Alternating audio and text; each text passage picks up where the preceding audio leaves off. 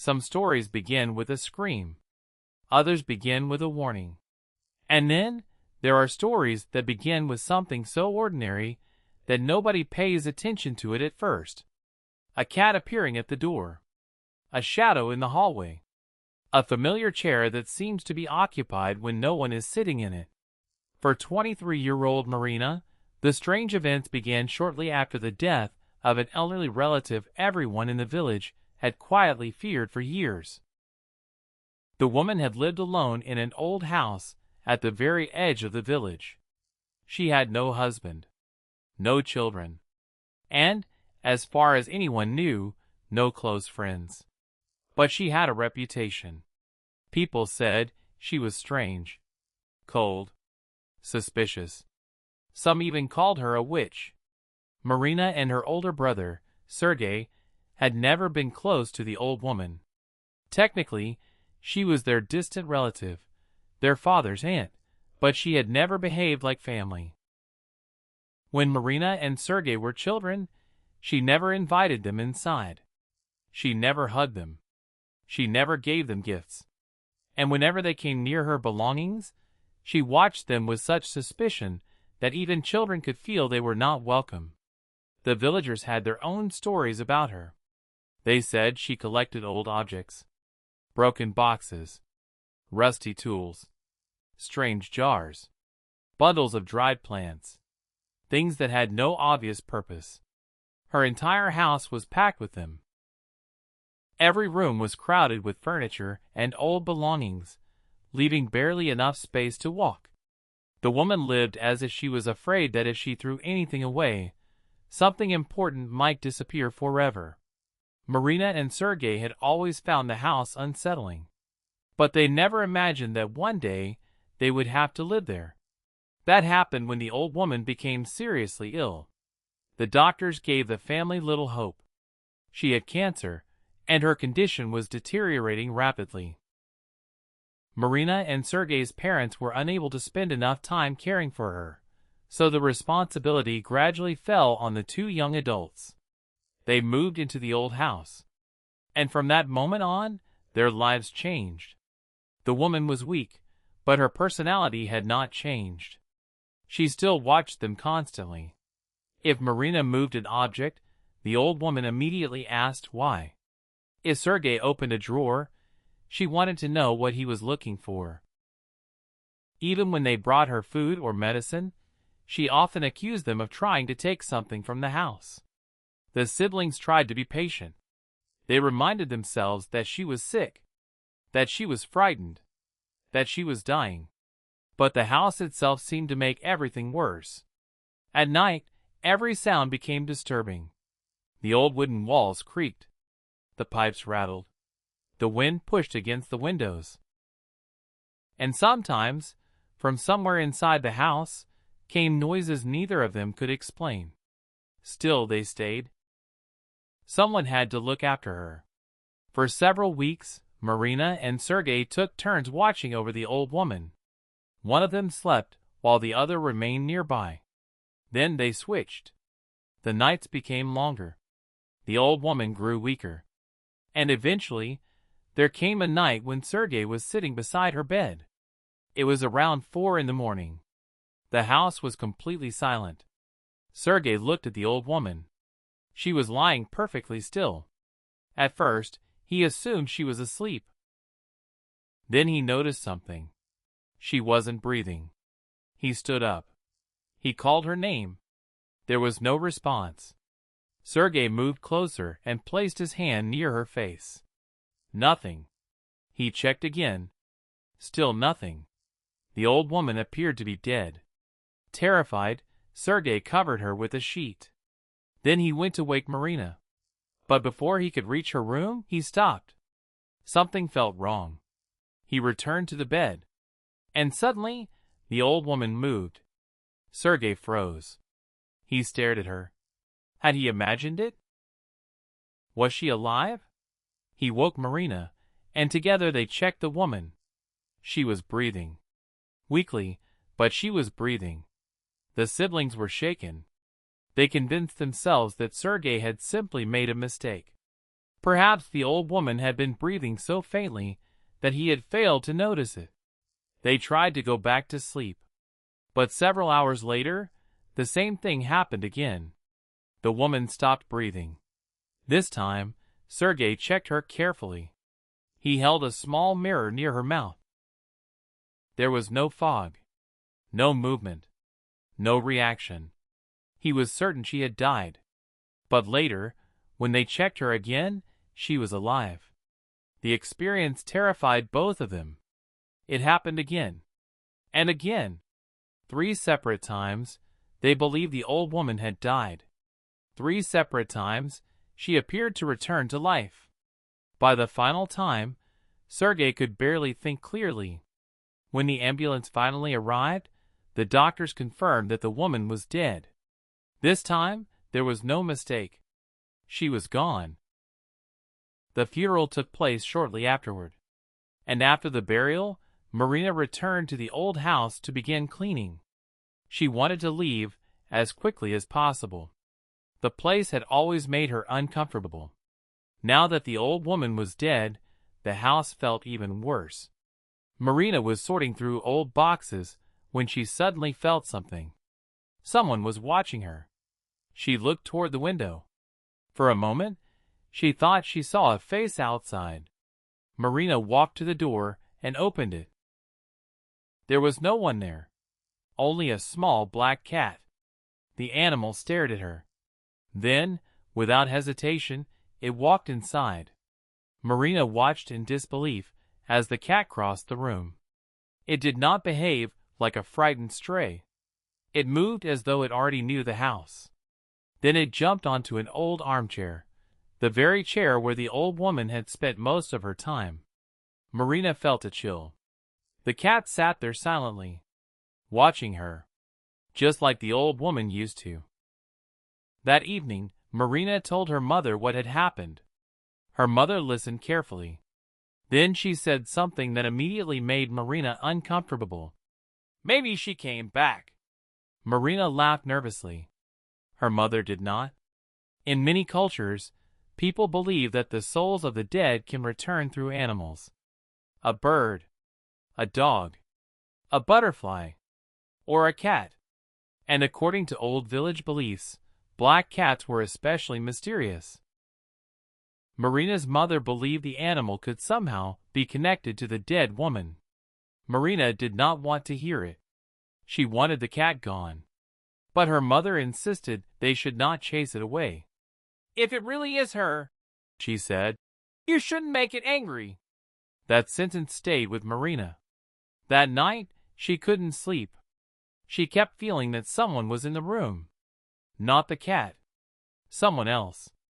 She could feel a presence. A silent awareness. As if something was standing nearby and watching her. Marina turned toward the door. Nothing. She looked toward the window. Nothing. Then she heard a sound. A soft movement near the bed. Marina screamed. Something jumped onto the mattress. It was the black cat. The animal stood beside her. Its eyes reflected the faint light from the window. Marina pushed it away. The cat jumped down. Then it disappeared into the darkness of the hallway. From that night forward, Marina began to fear it. The cat seemed to appear everywhere. In the kitchen. Near the stairs. Outside her bedroom. Sometimes she would enter a room and find the animal already sitting there, watching. And there was one place in the house that frightened Marina more than anything else. An old wooden cabinet.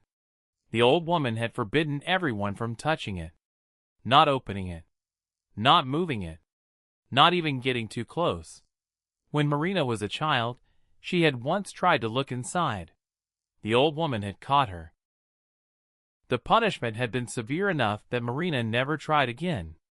Now, after the funeral, Marina began wondering what was inside. Why had the cabinet been so important? What had the old woman been hiding? One night, Marina stood in front of it. She reached toward the handle. And suddenly, she felt something behind her. She turned. The black cat was standing in the doorway. Its back was arched. Its fur was raised.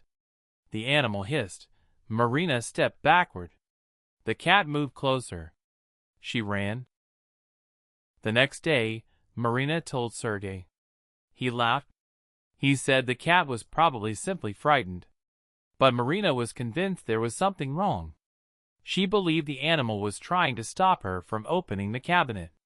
Then, one afternoon, she was preparing lunch. The cat entered the kitchen. Marina saw it walk toward the pot on the stove. A few minutes later, she tasted the food and immediately began coughing.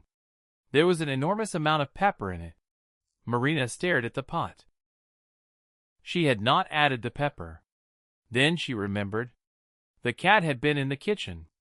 For the first time, Marina began to wonder if she was losing her mind. She told Sergei everything.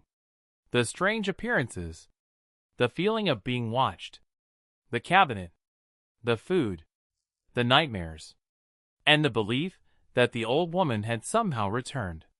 Sergei tried to calm her down. He told her that grief could affect people in strange ways, that the death of the old woman had been traumatic, that Marina had spent weeks in a house filled with stress and fear. Maybe the cat was just a cat. Maybe the noises were simply the old house. Maybe the dreams were only dreams. But that night, Marina woke up screaming. She couldn't breathe. Something was pressing against her. She opened her eyes and saw the old woman standing beside the bed. The dead woman's face was pale. Her hands were around Marina's throat. Marina tried to scream. Then she woke up. Sergei was standing beside her. The room was empty. The black cat was sitting on the floor near the bed. Marina was certain the dream had been real. She begged her family to remove the animal from the house. Eventually, they agreed. But when they went looking for the cat, it was gone. There was no sign of it.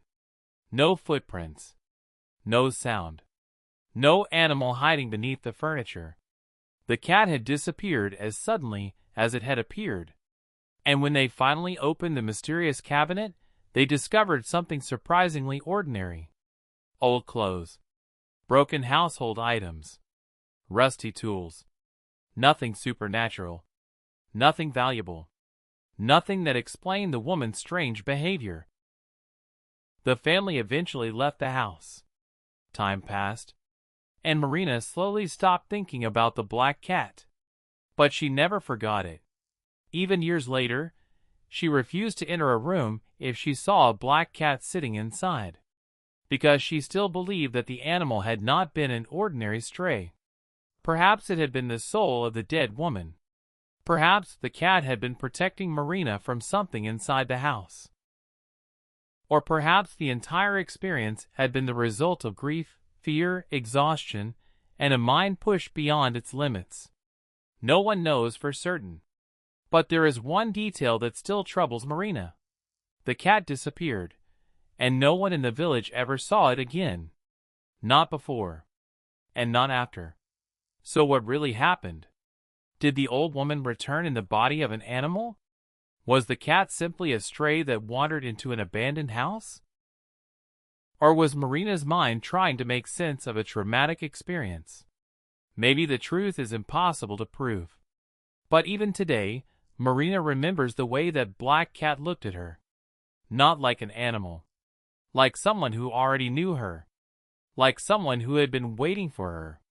And perhaps that is why, whenever Marina sees a black cat sitting silently in the darkness, she never walks toward it. She always walks away. Because some doors are better left closed. And some things that return from the past may not come back for the reason you think. But the story of the black cat was not the only strange story connected to that village. There was another woman who became trapped in a different kind of nightmare. Her name was Ludmilla. She was 35 years old and had 2 children. For almost a decade, she and her husband, Vasil, had lived what appeared to be an ordinary family life. They worked. They raised their children. They took care of their home. And, for many years, Vasil was considered a good husband. He worked hard and never refused difficult jobs. The family was one of the most financially comfortable in the village. Their house was always full of food. Their children had everything they needed. And although Vasil enjoyed drinking occasionally, nobody considered it a serious problem. He drank at holidays, at family celebrations, sometimes with friends. But he always returned home. He always went to work. And he always seemed to be in control. Then Ludmila became pregnant with their second child. The pregnancy was difficult. During the 5th month, she was admitted to the hospital. For weeks, she was away from home. And during that time, Vasil was left alone with their young daughter. At first, he seemed to manage. But something changed. He began drinking more often. At first, it was only a small amount in the evening. Just to relax. Just to sleep. Just to have an appetite. When Ludmila returned home, she noticed it. But she was exhausted. Their newborn son was sick. The child was weak and required constant medical attention. For almost a year, Ludmila spent much of her time taking him to doctors and hospitals. The family was under enormous pressure, and Vasil continued to drink. At first, Ludmila even poured the alcohol for him. She believed that if she controlled how much he drank, perhaps she could prevent things from becoming worse. She thought she was helping. She had no idea that she was slowly becoming part of the problem. Within a year, Vasil was no longer drinking occasionally. He was drinking every day. Then he began drinking in the morning. Then he started missing work. Eventually, he lost his job. The man who had once been considered one of the hardest workers in the village became almost unrecognizable. Sometimes Ludmila had to search for him outside. She found him lying near fences, in ditches, behind abandoned buildings. Sometimes he was so drunk that he could barely remember his own name. The children watched everything, and Ludmila began to understand that the situation was no longer something the family could simply tolerate. She needed help, but instead of seeking medical treatment, she first turned to something else. One evening, she saw an advertisement on television. A man described himself as a healer. According to the advertisement, he could cure alcoholism. Not manage it. Not treat it. Cure it. He claimed he could completely eliminate a person's desire to drink. Ludmila believed him. She took Vasil to the healer. The appointment cost the family a significant amount of money, but she considered it worth the price. She was desperate. The healer performed a ritual. He spoke quietly, made several gestures, and assured Ludmila that her husband's addiction had been blocked. For a short time, Vasil seemed to drink less. Ludmila believed the treatment had worked. Then one afternoon, she left him alone for less than half an hour. When she returned, Vasil was drunk. The entire treatment had accomplished nothing.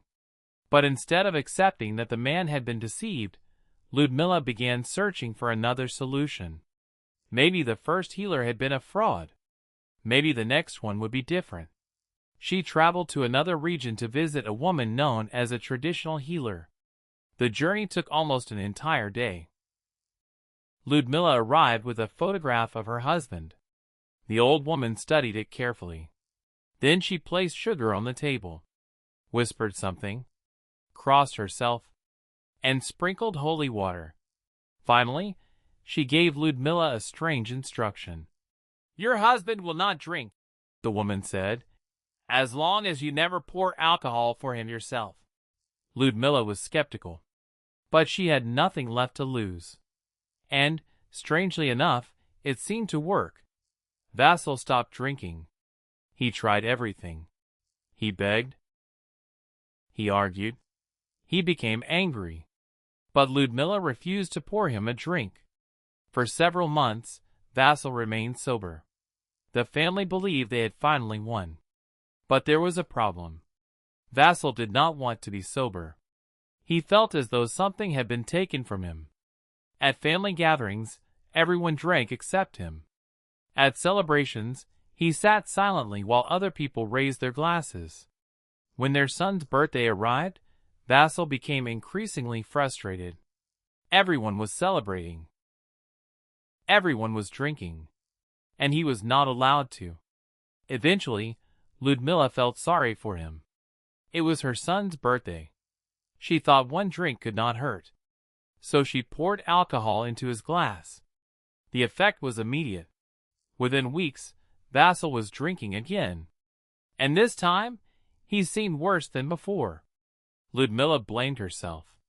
She believed she had broken the spell. She believed she had destroyed the ritual. And instead of stepping away from magic, she went deeper into it. She visited churches, healers, fortune tellers, energy workers, people who claimed to remove curses, people who claimed to cleanse the body, people who promised to restore the energy channels of the human body.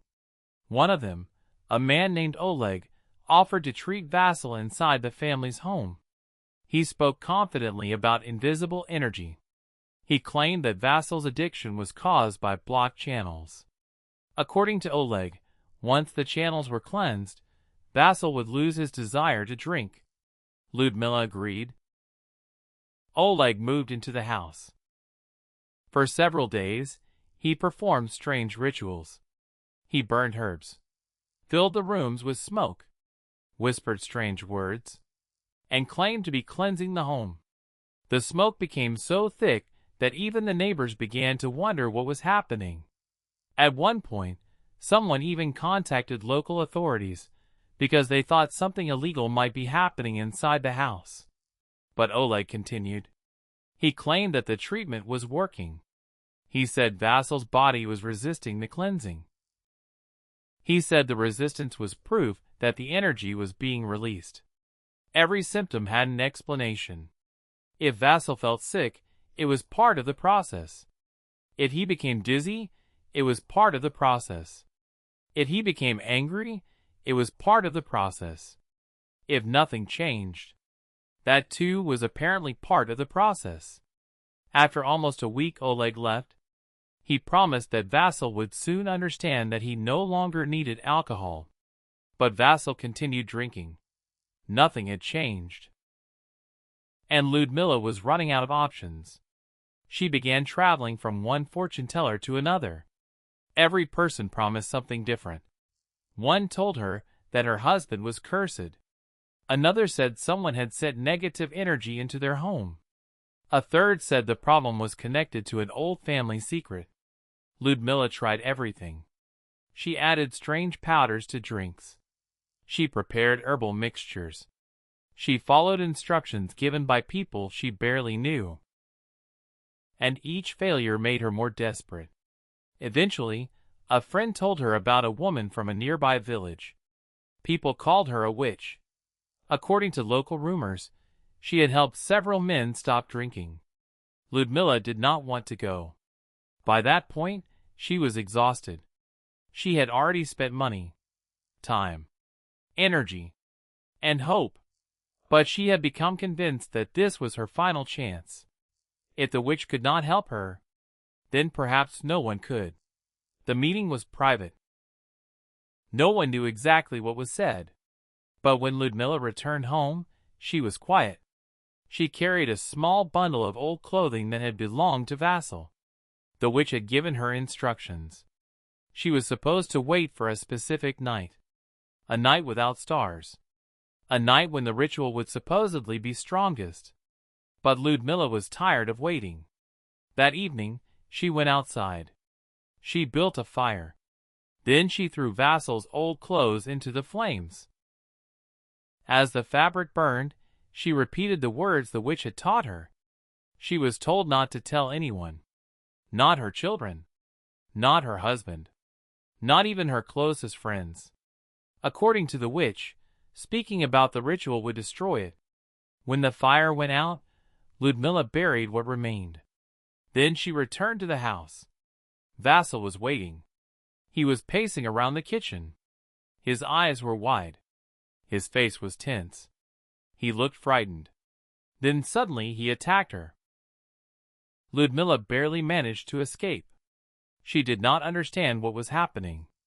But she remembered the witch's warning. Do not tell anyone. So she said nothing. That night, nobody slept. Vassal shouted. He walked through the house. He argued with people who were not there. At times, he seemed terrified. At other times, he was violently angry. By morning, he had disappeared. He took his identification documents, a few changes of clothes, and his toothbrush. That was all. No one knew where he had gone. Ludmilla searched for him. She contacted people he knew. She visited places where he used to drink. But Vassal was gone. And instead of accepting that her husband needed real medical help, Ludmilla began searching for another person who could tell her where he was. She heard about a woman who claimed she could see a person's fate from a photograph. So Ludmilla took a picture of Vassal and went to find her. She was prepared to travel anywhere, spend any amount of money, do anything, just to find out where her husband had gone. Because despite everything he had done, despite the years of drinking, despite the destruction he had brought into the family, the house felt empty without him. There is an old saying, someone else's drunk is a joke. Your own drunk is a tragedy. And perhaps that is why Ludmilla kept searching. Not because magic had worked, but because she had become trapped in the belief that the next ritual would finally solve everything. The next healer, the next fortune teller, the next spell, the next promise.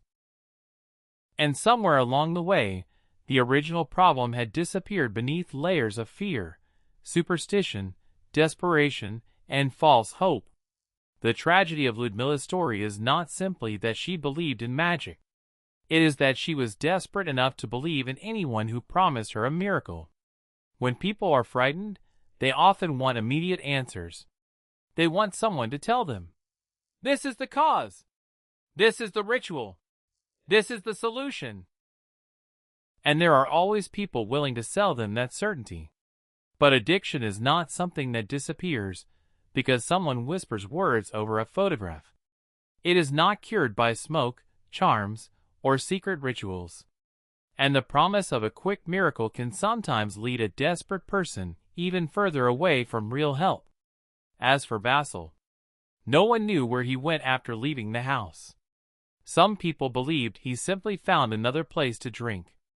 Others believed he eventually returned.